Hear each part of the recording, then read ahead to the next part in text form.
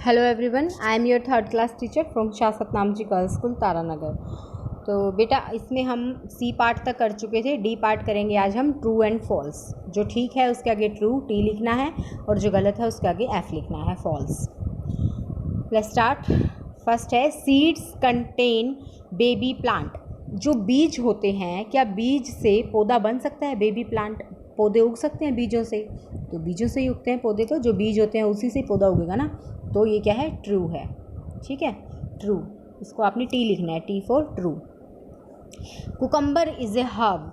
Cucumber क्या herb है? नहीं। कुकम्बर हमने कहा था ना कि वो नीचे नीचे उगता है, तो वो क्या है? क्रीपर है। देखो हर्ब, शब, क्रीपर और क्लिम्बर हमने 4 पढ़े हुए हैं। तो कुकम्बर क्या है? नीचे नीचे रेंगने वाला क्रीपर है। तो इसने क्या लिखा है? हर्ब है, तो इसका मतलब ये रॉन्ग है। तो यहाँ हम लिखेंगे फॉल्स। ठीक है, एफ लिखोगे आप false. Radish is a fruit. क्या रेडिश? रेडिश यानी मूली। मूली क्या फल है? फ्रूट है? नहीं है। मूली तो वेजिटेबल में आती है। तो क्या है? ये भी क्या है? फॉल्स है। ठीक है, आगे है chlorophyll make the leaf look green. तो जो क्लोरोफिल होता है, क्या उससे पेड़ के जो पत्ते होते हैं वो हरे हो जाते हैं? बिल्कुल सही है। ठीक है, पेड़ों का रंग हरा क्यों होता है पत्तों का? क्योंकि उनके अंदर क्लोरोफिल की मात्रा बहुत ज़्यादा होती है। तो इसलिए ये ट्रू है। Stem bears the seed. जो स्टेम होते हैं, तना जो होता है, क्या उनके अंदर बीज होता है? नहीं। तने के अंदर कभी भी बीज नहीं होता। तने के अंदर से तो टहनियाँ निकलती हैं, ब्रांचेस निकलती हैं, ब्रांचेस पे लीव्स लगती हैं, फिर उनके अंदर फ्लावर्स लगते हैं, फ्लावर्स के अंदर बीज होता है, स्टेम के अंदर नहीं होता। तो इसलिए ये क्या है? फॉल्स है। Okay, true false, false true false. Okay, next है नेम। नेमिंग देना हमें। 2 प्लांट्स हैव फाइबर्स रूट। ऐसे 2 पौधे जो फाइबर रूट्स में आते हैं। फाइबर रूट्स में हमने पीछे देखो आपने किया था, फाइबर रूट के अंदर यहाँ पे हमने बिल्कुल वेरी स्टार्टिंग में किया था फाइबर रूट्स। जब हमने ये देखो ये किया था कि फाइबर रूट्स क्या होता है, जो एक पतली सी गुच्छा होता है जड़ों का, जैसे ये रहा, तो वो किस में होता है? Wheat, onion, grass. ठीक है, तो इस तरह से आप लिख सकते हो। तो आपको कोई 2 नाम लिखने हैं, तो you have to write this 2 names. Onion लिख लो और ग्रास लिख लो। अनियन की स्पेलिंग आपको आती है ONION, अनियन, फिर कोमा लगा के GRASS, ग्रास। ओके, 2 नेम्स हम ये राइट करेंगे। नेक्स्ट हमारा आता है 2 plants that store their food in roots. ऐसे 2 पौधों के नाम बताओ जो अपनी जड़ों में खाना सेव करके रखते हैं, जो मिट्टी के अंदर ही तो मिट्टी के अंदर तो अब आप ऐसे कोई भी 2 प्लांट बता सकते हो। कैरेट मिट्टी के अंदर होती है, पोटैटो, रेडिश, सब मिट्टी के अंदर ही उगते हैं ना, ऐसे तो नहीं कि ऊपर उगते हैं। अब जैसे मैंगो है, ठीक है, बनाना है, ये तो सब पेड़ों के ऊपर उगते हैं, बट मिट्टी के अंदर कौन कौन से होते हैं? तो हम लिख सकते हैं कैरेट। सेकंड वाले में लिखोगे CARROT, कैरेट। फिर आप लिखोगे रेडिश, RADISH, रेडिश। कैरेट यानी गाजर, रेडिश यानी मूली। ओके, तो थर्ड है 2 शब्स। कोई भी 2 शब्स के नाम बताओ। रोज़ एंड तुलसी। रोज़ लिख सकते हो। रोज़ तो it's very common example of the शब्स। ठीक है, शब्स में आता है रोज़। ठीक है, जो ज़्यादा ना बड़े होते हैं ना बहुत ज़्यादा छोटे होते हैं, तो वो होता है रोज़। तुलसी जो गमले में आसानी से उग जाते हैं। ओके, आप लेमन लिख सकते हो। वैसे लेमन का तो बड़ा पेड़ भी होता है, पर आप चलो रोज़ लिख लो। तुलसी, जैस्मिन भी लिख सकते हो। Okay, but rose, tulsi is very common.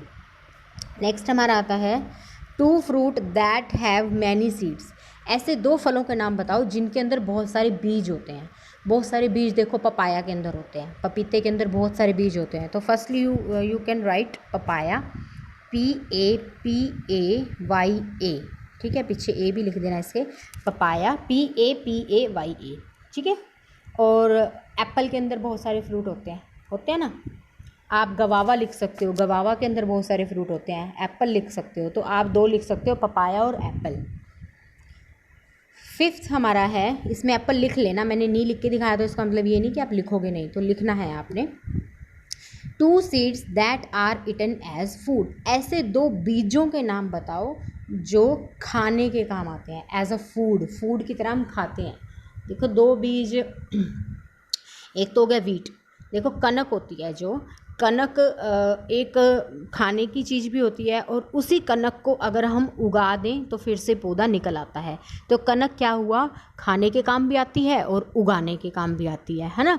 कनक का अलग से कोई बीज नहीं होता कि कनक का बीज लेके आएंगे तो फिर वो उगेगी। कनक तो कनक से ही उग जाती है, तो वो बीज भी होता है और खाने के काम भी आता है। ठीक है, तो आप इसमें लिख सकते हो कनक को हिंदी में क्या बोलते हैं, कनक यानी गेहूँ आप बोलते हो ना उसको, तो wheat, WHEAT, wheat. Okay, next आता है हमारा ग्राम। ग्राम मैंने चने, वीट एंड ग्राम, GRAM, ग्राम। तो दो आप यहाँ पे ऐसे लिख सकते हो, वीट एंड ग्राम, कोमा लगा के। ओके, नेक्स्ट हमारे आते हैं क्वेश्चन आंसर्स। ये आपने D और E पार्ट तो हो गया, F पार्ट है, अब वो कैसे करना है वो मैं बताती हूँ। क्वेश्चन आंसर्स का है। सो फर्स्ट क्वेश्चन है बेटा, what is tap root, give one example of plant that has tap root. Tap root क्या होता है? टैप रूट मैंने बताया था ना कि एक जो मेन रूट होती है, हम धरती के जैसे मिट्टी के नीचे उगा देते हैं, ठीक है, और अच्छे से उगा दी हमने जड़, तो उसके अंदर से बहुत सारी जड़ निकलती हैं, छोटी काफ़ी सारी जड़, मेन रूट्स होती है ना, उसके अंदर से निकलती रहती हैं, तो वो टैप रूट कहलाती हैं। ओके, तो आंसर्स हमारे करेंगे हम। आंसर है when the main root goes into the soil. जब मेन रूट जो होती है, गोज़ होता है जाना, इनटू यानी कि अंदर, सॉइल यानी कि मिट्टी। जब मेन रूट मिट्टी के अंदर जाती है, and many small root grow, और बहुत ही छोटी छोटी रूट हैं उसके अंदर से निकलती हैं, ठीक है, from the main root, it's called tap root. तो उसको टैप रूट कहते हैं। ठीक है, नेक्स्ट हमारा आता है, इसमें हमें एक एग्जाम्पल भी लिखना है। आप इसमें बेटा एग्जाम्पल लिख सकते हो, सॉरी मैंने ध्यान नहीं दिया, ये गिवन एग्जाम्पल नीचे लिखा हुआ है, तो आप ये क्वेश्चन लिखने के बाद जो आप आंसर लिखोगे, यहाँ पे एक एग्जाम्पल भी लिखना है ना टैप रूट का, तो यहाँ पे पीछे यहीं पे आप लिख लेना रोज़, ROSE, रोज़, ROSE, रोज़ भी लिख लेना। ठीक है, बस ऐसे फुल स्टॉप लगा तो हुआ ही है, इसके पीछे रोज़ और लिखना है आपको। नेक्स्ट हमारा आता है what is root hair. Root hair क्या होता है? What is root hair? Root hair होता है जैसे जो रूट्स होती है उनके बाल, ठीक है, तो क्या होते हैं, fine hair all over root, जो बिल्कुल बारीक बारीक पतले पतले, मैंने आपको बताया था एक बार, बाल होते हैं जो जड़ों के ऊपर होते हैं, तो उन्हें रूट हेयर कहते हैं। जैसे हमारे सिर पे बाल हैं, है ना, हमारी पूरी बॉडी पे भी हैं छोटे छोटे छोटे छोटे, ऐसे ही जो जड़ होती है उसके ऊपर भी बिल्कुल बारीक बारीक से बड़े ही फाइन हेयर, बिल्कुल पतले मुलायम से बाल होते हैं, गुच्छा सा होता है बालों का, तो उसको फाइन हेयर बोलते हैं। ओके, नेक्स्ट हमारा आता है third question, what is a shoot. What is a shoot? Shoot किसे कहते हैं? हमने चैप्टर में पीछे पढ़ा था ना, एक होता है टैप रूट, एक होता है शूट, फाइबर रूट्स होता है, ठीक है, रूट होता है, एक होता है शूट। रूट तो होता है धरती के नीचे, ये मिट्टी हो गई, ठीक है, ये नीचे हो गई, ये सारी रूट्स हैं, और जो मिट्टी के ऊपर होता है वो शूट्स होता है। ये हो गया स्टेम, ये होगी ब्रांचेस, ठीक है, इन पे लीव्स लगती हैं, फिर इन पे फ्लावर लगते हैं, है ना, तो ये जो सारा पार्ट है नीचे वाला, ये तो होता है रूट्स, और ये जो मिट्टी के ऊपर वाला पार्ट है ये होता है शूट। ओके, तो अब हम इसके बारे में इंग्लिश में जो हमारा क्वेश्चन है, the part of the plant that grow above the ground.